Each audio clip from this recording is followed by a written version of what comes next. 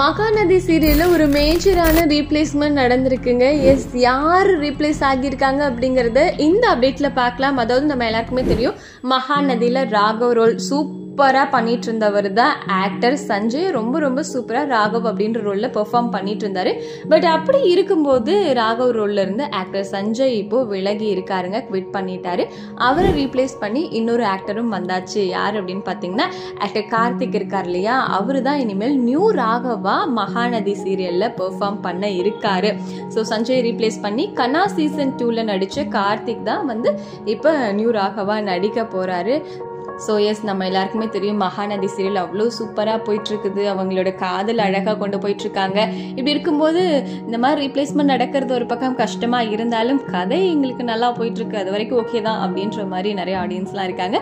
So நீங்கள் சொல்லுங்கள், Mahanadi serial பார்க்குறீங்களா? இந்த ரீப்ளேஸ்மெண்ட் பற்றி என்ன நினைக்கிறீங்க? கதை எப்படி போகுதுன்னு நீங்கள் நினச்சிட்டு இருக்கீங்க அப்படிங்கிறதெல்லாம் மறக்காம கமெண்ட்ல ஷேர் பண்ணுங்கள்.